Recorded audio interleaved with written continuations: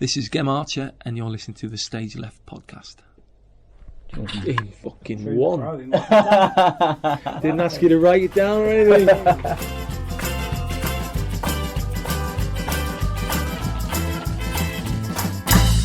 Okay, welcome to the StageLeft podcast, lifting the veil on the music industry by telling the stories of those with a unique vantage point.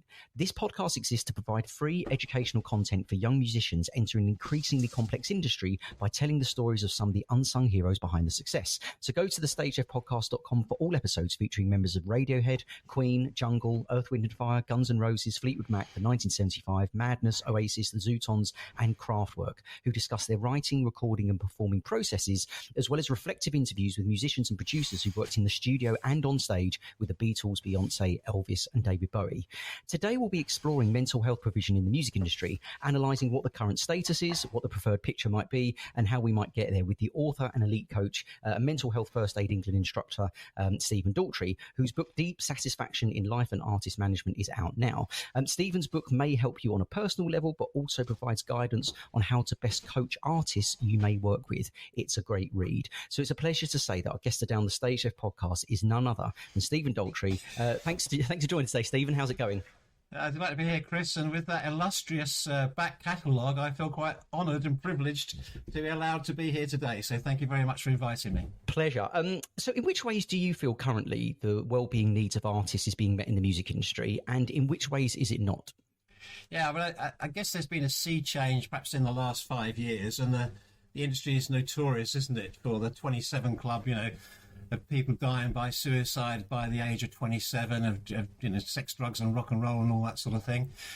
One of the big problems we have in the industry is what's known as dual diagnosis. It's where people have a mental health challenge combined with substance or alcohol abuse as such. And so the industry, unfortunately, with the enormous pressures of the industry, people, if you like, are slightly inclined to a vulnerability then are a bit like the alcoholic working in a bar. There's so many opportunities, unfortunately, to do stuff that's not good for us, that's not healthy for us.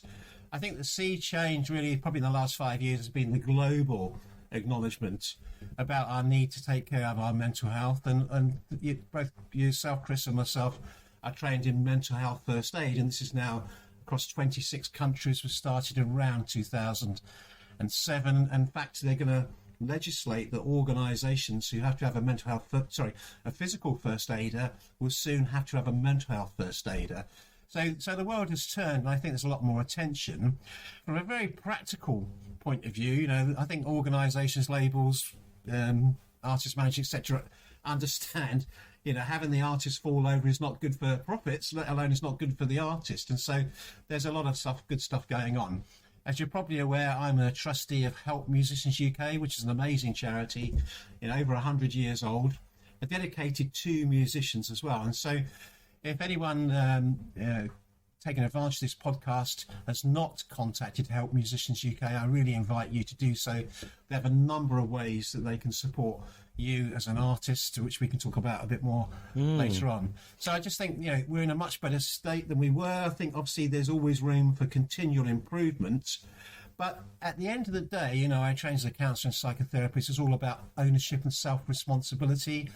And to a certain extent, we need to take responsibility to safeguard our own mental health. And also with the support available, reach out and take advantage of that support too, in my view. Well said. And one thing I'd like to pick up on from what you said there is around the kind of the sex, drugs and rock and roll. And actually, it's something I wrote down as wondering whether these are kind of coping mechanisms in the past. So they were kind of glorified in the past. I wonder if they're kind of coping mechanisms. I wonder what you think about, so we had Dr. John Stewart on the podcast, who was a member of a band called Sleeper back in the 90s and has spoken quite publicly about alcoholism that came, that he experienced. And it has done some really great talks around this topic. And his view was that fame, so for musicians listening to this who may go on to get some recognition, fame should be treated as a mental health condition. It's obviously maybe a controversial statement, but what's your view on that, and how people can best adapt should they start getting recognised and those experiences become part of the day-to-day life? I agree. You take fame and wealth, they talk about the 1%. So in other words, if you're famous and or wealthy, you're different to 99% of the population. And the point is, human beings are wired for connection as such, you know. So isolating ourselves is bad. And you think about people going through a major change, say that there was an illness or sadly a death in the family, say that their world crashed, fell apart for whatever reasons, we'd all be sympathetic. If somebody becomes famous or wealthy, we look at them with envy. We don't realise that for them, that is a massive, massive change that they're struggling to deal with. Obviously, in the glare of publicity, you know, if you're raised with a wealth bucket like that, you know, I read a book by Paul McKenna called I Can Make You Rich, and he said, you know, think about your wealth bucket, which is your internal wealth bucket. He said, you know, if you go to school and they say Julie has 8 oranges and John has 8 apples, how many have they got? And you think, oh, Julie's got, you know, nice little apple box there, yeah?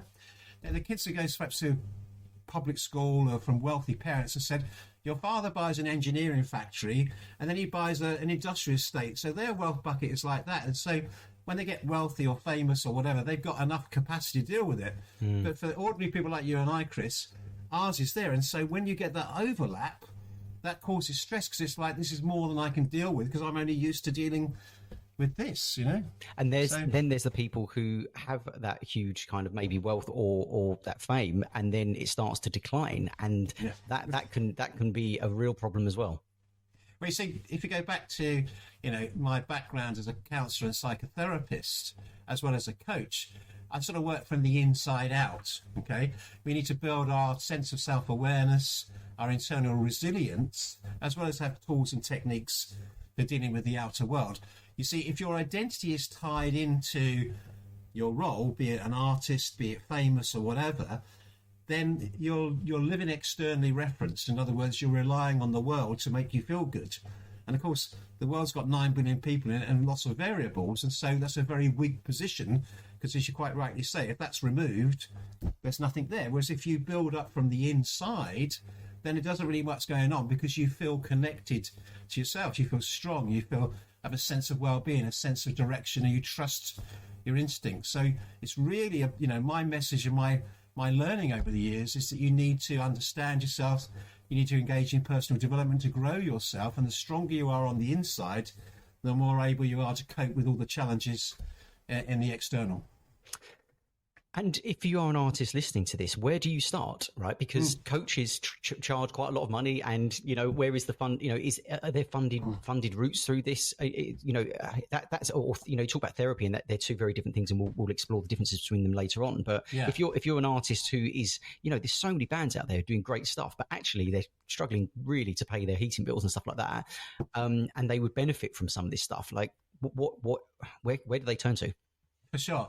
Well, firstly, I mean, I was a youth counsellor for 4 years, and so there are a lot of, you know, those sort of free youth counselling services. And I worked for 4 years with 15 to 23-year-olds who were struggling. If you come back to Help Musicians UK, they've got a scheme called Music Minds Matter, where you can speak to an accredited counsellor by telephone 24/7, 365 days a year. So there are lots of sort of support services out there. If, again, back to what I'm saying, if you take responsibility to reach out to them and find them, I mean, they are there. We can try and connect through your excellent podcast, Chris. But again, it's up to you also as the individual artist to say, okay, I want support. Where can I find that? You know, so we support each other, basically. We want to provide these services, but people need to reach out to us and connect to them as well. The other thing to say is, you know, I've trained hundreds of people to be coaches over the years, and what happens is there's lots and lots of training schools for coaches now, and to get their accreditation they need to get 200 hours of practice. Now these people are learning, so they can't go out and get a paying client yet because they're still learning, but they need clients to practice on. So there's lots of coaching schools out there desperate for clients. And so again, if you reach out to those, just Google a coaching school and say, hey, I'd like some free coaching. They'd be very happy to set you up with their trainee coaches. And they're always scratching about trying to find people, aren't they? So always. That's a really good, yeah. I get lots of coaches coming to me and saying, oh God, I've got to get my hours and I can't get my hours or whatever. And, you know, so probably need some sort of matching service, don't we, really, to connect the two, you know? Let's start that up. I think that's start that up, yeah. Nice one. I remember you might have had similar experiences, but we talked about ourselves being kind of mere mortals and not having that kind of, that recognition that some artists get. And I was at a gig not too long ago where I've been in and out of this venue for the whole day through this back door. And I was leaving at 2 a.m. with the drummer and the singer. They were quite an established band. They're playing the Brighton Centre. And as we walked out, as the doors opened, out of nowhere, I stood next to the singer, and there was 2 rows of screaming fans doing the kind of Beatlemania thing. And it was such an interesting experience for me for those 10 seconds to experience, wow, that must be what it's like. And do you know what I thought? I thought that must be really unhealthy to actually be on the receiving end of. Like, a lot of people really dream to have that kind of adulation. Of course they did. Yeah. But wow, as soon as I saw it, I was like, oh, that's quite jarring. That makes me feel quite uncomfortable. If someone is really established, how have you supported people to kind of keep their heads on, their feet on the ground and their heads together around this?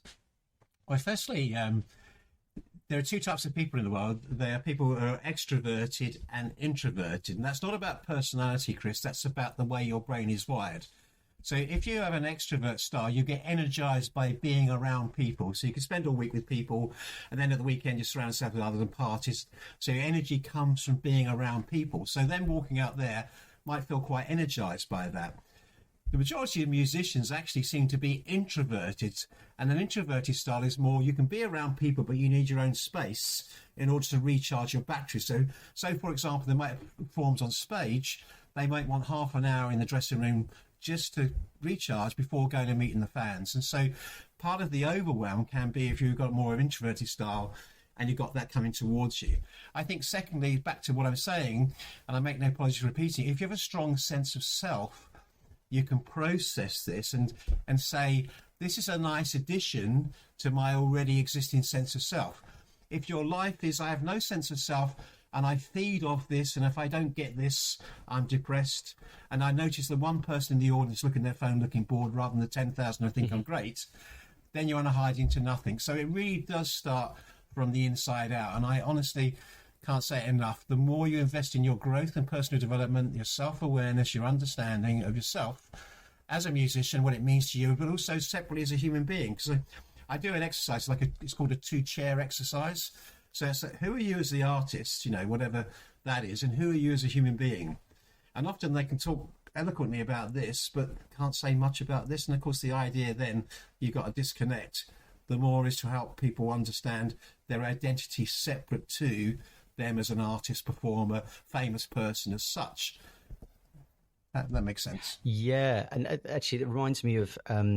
I know you've done some stuff in the sports world, and so if you ask most people certainly in the UK, what is the first name of the person Flintoff who presents Top Gear? Many would say it's Freddie, and it's actually not. It's Andrew, and the reason for that is Dr. Stephen Peters said to him, "You need to separate." When he was a sports captain, he couldn't he struggled with the criticism he was getting. So he said when he's in his professional world, he becomes Freddie, and as soon as he gets home, he's Andrew, and that's how we separate the two things. Yeah. Is that something you would advise maybe musicians to do, or certainly to remove themselves a little bit from the outward version? I mean, I used to be a sales director, and I fell apart and got into therapy because I could go in a room and say, I am a sales director, but I couldn't go in there, I'm Stephen, because I had a very low sense of self-esteem, if you like. I didn't know that at the time. And if you criticise my work, then it cut through to the core, absolutely. I had no filter on that because it felt like you were criticising me, which is often why people blow up when they're being challenged, quite rightly, around, their professional capability or whatever. So that separation is so crucial. And of course, the thing about young artists is that you start off like this, then as the fame, as the money, as the pressure ratchets up, you've got the tools and techniques to deal with it and cope with it. Whereas if you don't pay attention to the internal and just the external, you're suddenly going to find yourself surrounded by all these people and it's got no meaning. And the thing is, Chris, we make meaning from the whole, okay? So I trained as a Gestalt therapist. We make meaning from the whole, and the whole is both our inner world and our outer world. If you only focus on your outer world, which of course is what Instagram and goodness knows what else encourages us to do, then you're missing the biggest part of the equation, because we like to make meaning from our experience. We only make meaning from the whole experience. Love it. Now, we talked a little bit about coaching. Some listening to this may not know exactly what coaching entails. What's your coaching philosophy? And how would you differentiate it from mentoring and from therapy? Yeah, no, nice question. So if you think about a midpoint, to the left of that midpoint would be the past. And so this is my take on it, and other people may disagree, but from my experience, having been a coach and a therapist, therapy is about healing the past so you can function today. Okay, so the midpoint is today. So therapy, if you like, is over to the left, healing the past to function today. Coaching is about taking you from today to take you forward. So coaching is about basically taking you forward towards your goals. Therapy is enabling you to coach with today. And people presenting therapy often are struggling to be around right now and here and now. And that's often why they present for therapy. Now, the difference between coaching and mentoring, for example, is quite interesting around the expertise. So if I'm the mentor, I've normally got 20 more years experience from you. I'm there to give you advice, to tell you how I'd handle things, to connect you with my network, etc. You're coming to me, how do I deal with this? How do I deal with that? So the mentor is the expert. In coaching, the client is the expert, and what you're building is independence. Because if you think about it, every time you've got a problem, you're going to say, mentor, tell me the answer. And of course, you can't get hold of the mentor, then you're stuck. Whereas if you engage in coaching, which is about growing you, enable you to find your way forward, you only got to look inside. You haven't got to go to the mentor. The answers are there. So it's about building your ability to take yourself from today and take yourself forward. Now, of course, some people need therapy. I certainly did. I was falling apart when I got into it. I'm fine, and I can now go forward. But I would suggest that possibly 70% of people could benefit from coaching rather than therapy. And the industry seems very therapy focused, which is fine, and I absolutely believe in it. I've done years of it myself. But the point is this, Chris, if you're anxious about a performance or a promo or whatever, you might think, oh, I need therapy, I'm anxious. But no, actually, you sit down with a coach and say, and process it and work out a structured plan to deal with it, so that on the day you turn up and deliver the promo or the performance, that's coaching. You can process the anxiety, but building a structured plan will ease your anxiety and take you forward. So it's not necessarily a clinical situation, is what I'm trying to say. So coaching is quite practical, and really I think therapy is, to say, when you're overwhelmed by stuff from your past which is interfering with your ability to function today. With that in mind, can someone move forward with coaching without addressing past issues that might need healing? For sure, yeah, absolutely. In my experience, so I've been a business coach for a number of years before I came into the music industry. So most business people can function. There's always things they could look at if they wanted to. But most people are functioning in their daily lives. Now, I sometimes help them understand their context in terms of, you can only understand a person in their context. If you think about a knock on the door, so someone knocks on your door at 4:00 in the afternoon, Chris. Fair enough. If they knock on your door at 4:00 in the morning, hang on a minute, what's going on here? Somebody harassing me, what's going on?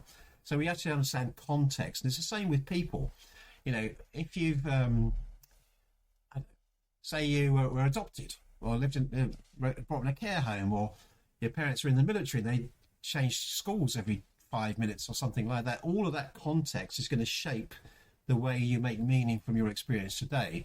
And so understanding context is useful, but that's not about healing the past as such. It's understanding how your past influences the way you see the world today, your attitudes, values, beliefs, assumptions you make about what's going on for you. So would you see the difference? Yeah, definitely. Would you recommend, if someone needed both, that they could coexist at the same time? Could you be seeing a coach and a therapist at the same time, one to look after the past and one to move forward in the future? Yeah, I mean, you'd have to be clear with the therapist that you were doing that. I understand that completely, because I've been a therapist for 10 years, counsellor and therapist in advanced training. But often my clients will say, yeah, I see a therapist, once a week or something like that. And I say, fine, do they know that you're seeing me as well? And they say, yeah. But this stuff is quite practical, if you like. So, a young artist, if they want their career to move forward, they come and see me as a coach. If they're struggling to turn up for band practice or anxiety or depression or whatever, then go and see a therapist. We've touched upon the fact that a lot of people's views are that therapy is the answer for individuals, when actually coaching could be quite beneficial. And coaching is used in so many different industries, but not so much in the music industry. And I know that you co-founded the MIC, right? So that's right. In my book, and that's what I make in my book. Exactly. Why do you think that is? Like, why is it that it's so prevalent in different industries, but seems to be a bit of resistance in the music industry? So I came into the music industry about 7 years ago, and that was purely by chance. I was coaching across different industries, and I've been doing that for 20 odd years. Then an opportunity came in one of the major labels, and they chose me because it's quite a challenging assignment, and they needed someone very experienced.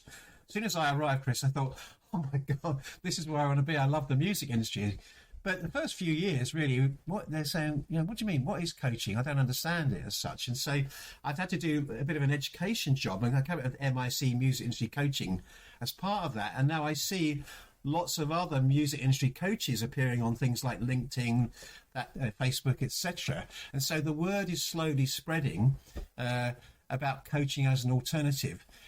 However, the industry does still seem fixated on therapy. And the problem with that is that there's nothing... therapy is great, it saved my life as such. But it's a clinical view of the world where there's something that needs fixing as such, as opposed to coaching, which is really a performance tool to help you move forward in your life or career. So, you've got a clinical thing of an illness or something's wrong, as opposed to almost like a positive thing, which is, I'm going to take you forward. I'm going to enable you to hit your goals. And to bring that to life to listeners who are, as most of our listeners are young musicians, I would say, but for those who aren't, hello. But for those young musicians, can you bring to life a couple of examples? Obviously, you can't name names and stuff, but where you feel you've supported someone in the music industry go from A to B through your coaching?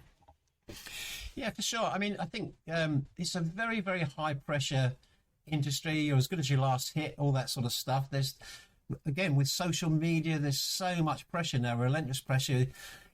I mean, for example, a young artist can constantly producing content as such. Now, my way of working is, say, if you understand your values in particular, your beliefs, your attitudes, those sorts of things, they're going to help you understand why you feel so passionate about this or feel so hurt by that. Because our values are our moral compass. People throughout history have been willing to die for their values. Look at Ukraine right now, that type of thing.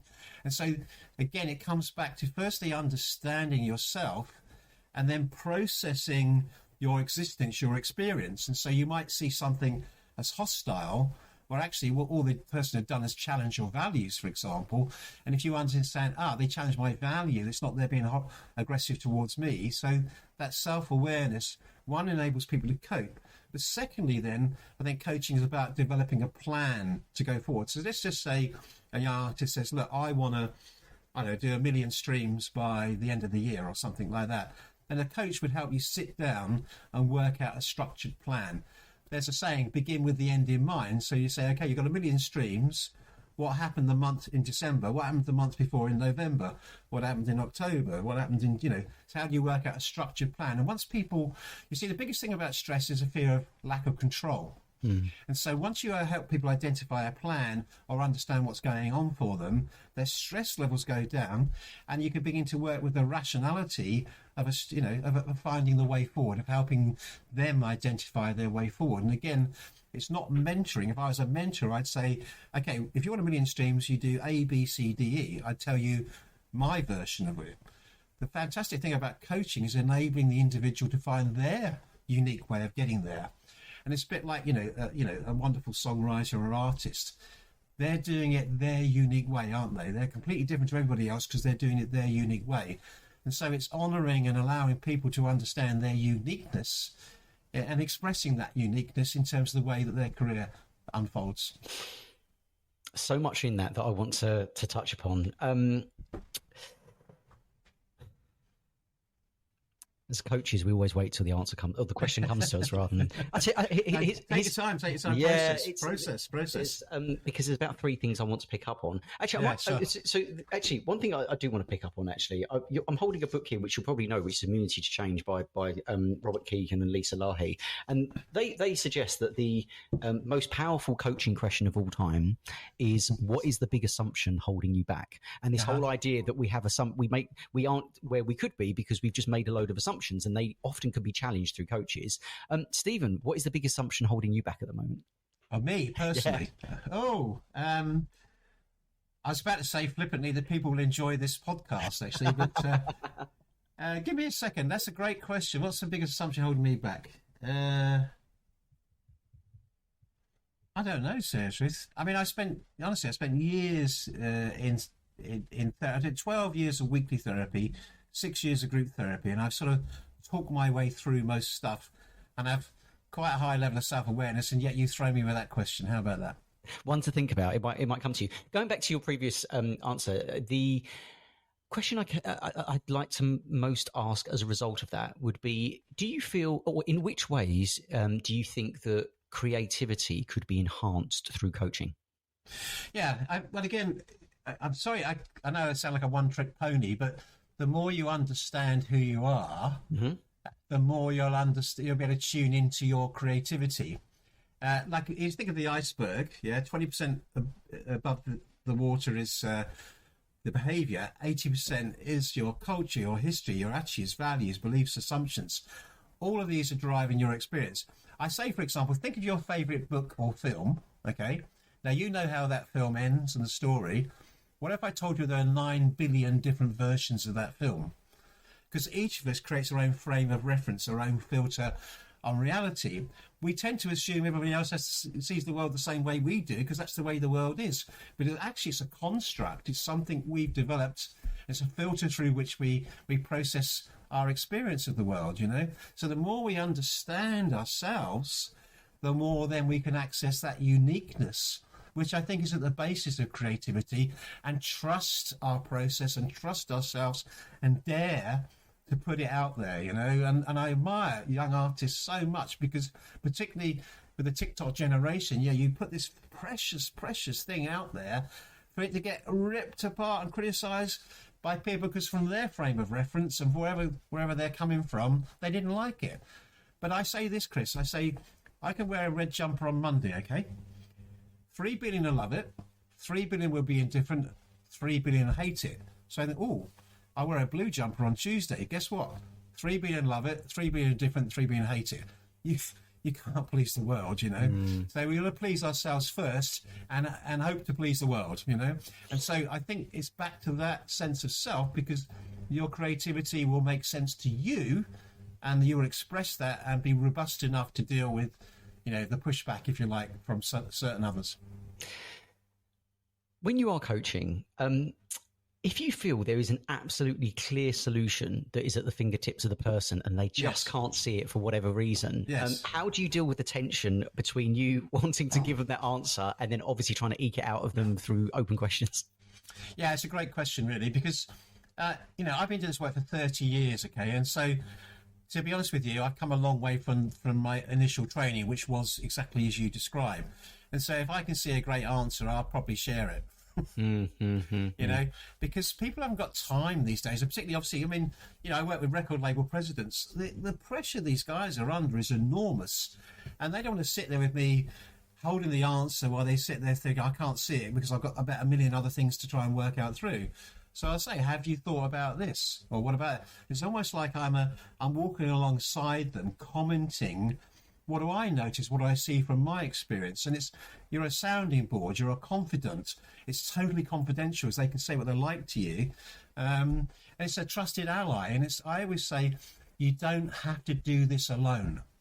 Okay? You don't have to do this alone. So most of us think, I've got to do this on my own, you know, because that's the way we believe the world is. You don't have to do it alone. You know, people like myself and other coaches or therapists or whoever are there to support you. The support is there. Take it. Don't be an island. What advice would you give to people who are in bands over a long period of time and are struggling to compartmentalize their friendship from their working relationship because they're touring? You hear stories of people like on buses, so everything's so cramped, everything's so tight. They very rarely get that, particularly if they're introverted, they rarely get that time alone.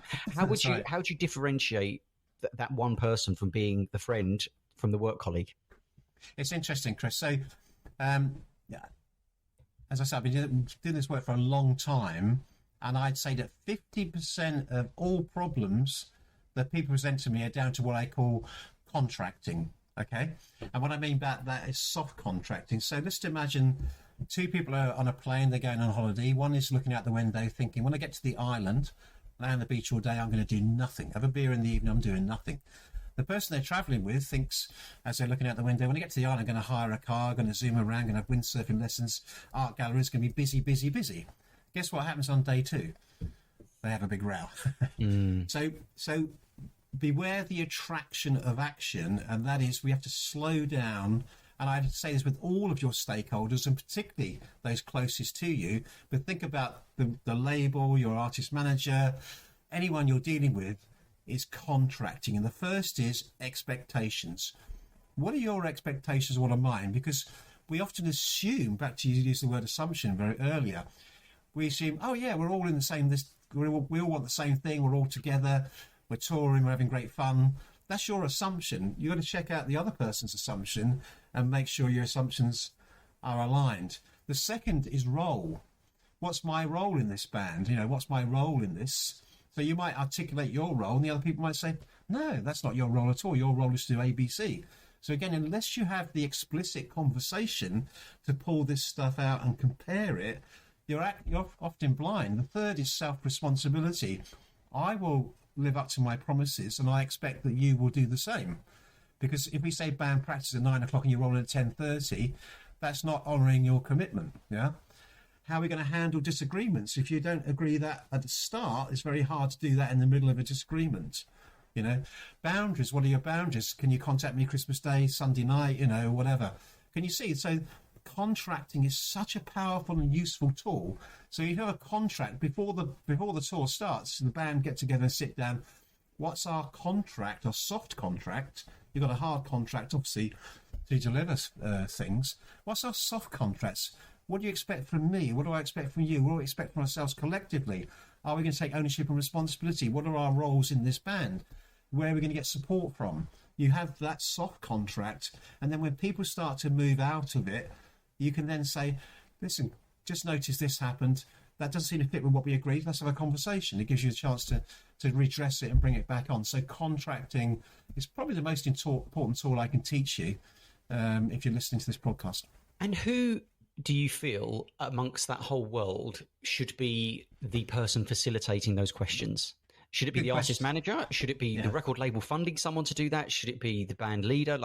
Who should be facilitating those? Because I think everyone listening to those questions go, that makes so much sense. And we probably lost so much good music from bands splitting up over petty arguments. That if Stephen had been in the room, we might have got another 4 albums out of them, right? So who should be facilitating that conversation in your opinion? That's right. So obviously you all need to employ me as your coach, is obvious. But apart from that, remember I said the first is expectation, the second is role. So in that role, that's where that is discussed, debated and agreed. Can you see? Because if we arbitrarily say it's the artist manager's job, or if we arbitrarily say it's the lead singer's job, or if it's arbitrarily making back to assumptions, nothing happens, does it? And so can you see the pulling all this stuff out and discussing and agreeing it? Because three might say it's the artist manager, and one of them say no, it's got to be the guy over there, the roadie or whatever. You know what I mean? So it's about a mutual discussion and aligning expectations, roles, responsibilities, handling disagreements, boundaries, all those good things. Lovely. We talked about the external validation being something that's so important to a lot of people today, and that's because almost the industry is set up in that way. Yeah. So, do you see young musicians now using external validation as a measurement of success more than previous eras of musicians? And what can we do about that? There's a conflict between kind of your philosophy and actually, likes and the amount of TikTok views and stuff like that is what a lot of people are measuring their success against. I know. So you see a lot of artists, older artists, if I can use the term, saying, "Thank God I grew up, before social media erupted or whatever." And so, Chris, you're absolutely right. You're identifying that, for better or worse, as a young person, you are in a world which is, for example, I talk to artist managers, songwriters, people like that, and they're saying, to break an artist now, they got like 1 million streams on TikTok before we take them to the label, that sort of thing. And so it's a reality you need to get that groundswell behind you of likes and people backing you up in order to be credible these days. And so there is a thing about needing to please the audience. But the problem is if we sell our souls, okay. What's that George Michael song? I can't remember now, but it's like if you put out stuff that you hate, but you're trying to get the likes, you can imagine if you blow up and you're still doing stuff that absolutely goes against your values and your integrity, you're going to actually you're probably going to start hitting the bottle and taking drugs and doing all sorts of stuff as a way of trying to deal with it or whatever. So this idea of finding the way to do this with integrity, I think, is the key. And let's be honest, I think in my experience, most people in the music industry started off in a band, started off as a musician or something like that, and realised they weren't going to make the cut as such, and went into the management of the industry. And so if your stuff, which is absolutely congruent with who you are, is not going to blow up, then maybe you decide to yourself, okay, I accept that, so I'm going to play little gigs and be my own thing, or I'm going to go into management or whatever. I'm going to accept that I'm never going to do that as such. Can I just say one word, if I may? Probably the most powerful sources in the universe is the word acceptance. So I trained as a person-centred counsellor. I was a youth counsellor for 4 years. And person-centred counsellor was invented by a guy called Dr. Carl Rogers, who was a white-coated psychiatrist back in the 1940s in America. And he became more and more frustrated because he was the expert telling people what was wrong with them. He was a doctor-patient. He thought, I meet them 4 or 5 times. How can I know more about them when they've known themselves all their lives? How would it be if I can help them to fix themselves? So he turned that expert model on its head, and he said the client is the expert. And he realised that if you offer them 3 qualities in the relationship, that would enable a person to look inside and heal themselves. I won't leave you guessing. The 3 qualities were empathy, if I understand somebody, if I don't judge them, if I accept them, and if I'm authentic.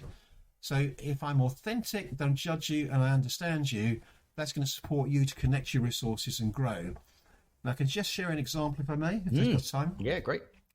So I was a trainee counsellor, and I got a call on a Saturday afternoon. I always remember it. It said, there's a 21-year-old person suicidal. Can you come along? And the first thing is gulp. Who am I, I'm still learning this stuff. Anyway, went along. The person sat there and just cried for 50 minutes. I didn't really say much at all. I just tried to offer empathy, non-judgmental, and authenticity. I said, okay, see you next week. Next week came back and they looked completely different. I said, wow, you look different. And they said to me, do you know what? I said, for 2 years I've had pains, sinus, I had acupuncture, I tried all sorts of treatments. After seeing you last week, those symptoms diminished by 50%. 50%. That wasn't me. It was the power of empathy, non-judgmentalism, and authenticity. You see, if I, as a coach or a therapist, don't judge you and I accept you, that supports you to begin accepting yourself, And so the more you understand who you are and accept who you are, the more satisfied and aligned life you're going to lead. So if you are someone who's going to blow up, fantastic, But if you are someone who actually, it's never going to happen for you, okay, but you love doing what you do, accept that and just enjoy your life at your level as such, If you spend your life then, if you like, selling your soul by putting out stuff that you don't really believe in, that's going to come back to bite you. How do you coach someone whose values are in conflict with yours? Easily, because I'm non-judgmental. Right. You can imagine, I've worked with thousands of people over the years, and I genuinely, because you see, I was pretty damaged going into therapy. I hadn't got a clue what was going on for me, and it was the acceptance of the therapist of me that enabled me to begin to accept myself. And so I so believe in this stuff, I really do. Now, Chris, don't get me wrong, I walk around the street and I'm judgmental as hell. I'm not a saint and I'm not a Buddhist or something like that. It's like, but in the coaching space, I do not judge my client. And you see, when I trained as a therapist, there was a sign on the inside of the door. So as you left, you read this sign. It said, each of us is doing the best we can right now with the information we have. Each of us is doing the best right now we can with the information we have. So, if you've got some person who, I don't know, I might not like their spaky behaviour or what seems to be their values, you hear their story and goodness me, the traumatic life they've led, they're doing well just to walk in the room, And so people are doing the best they can with the information they have. And by turning up and seeking support of something like coaching or therapy, they're reaching out to try to improve. And if they join in the process, they will improve because it works. So absolutely no question, it works. And so we're supporting them to learn healthier ways to function, operate in the world, and lead satisfying lives. Do you, record companies or big labels, do they hire coaches in the same way as other organisations do, or is there still this kind of arm's length kind of, I'll get them in as a contractor kind of thing occasionally if something feels broken? Or do you think there will be a world where labels will actually hire coaches full time to support their artists? So actually, it's slightly the other way around, that what labels have done and are doing now is investing heavily in the mental health support for artists, which we can only applaud. And it's back to your original question to me, how things have changed. They really have recognised it and are investing in this. I'd say for goodwill as much as obviously the financial benefits. We're in a world that where musicians thrive, and I think so. Everyone is investing in that. Coaching, sadly, is slightly behind the curve on that. And that's actually, to be frank, it costs a lot more money. And so as a coach, I charge a lot more than a therapist would, which says something about the world today. But actually, the word is return on investment. Let's just say I'm coaching a record label president. They can make decisions that could literally earn millions and millions and millions of pounds, So if I improve their performance, the return on investment to the organisation could be 20 million, 30 million, whatever, or retention of a major artist or whatever, So I can charge a fee that reflects the return on investment.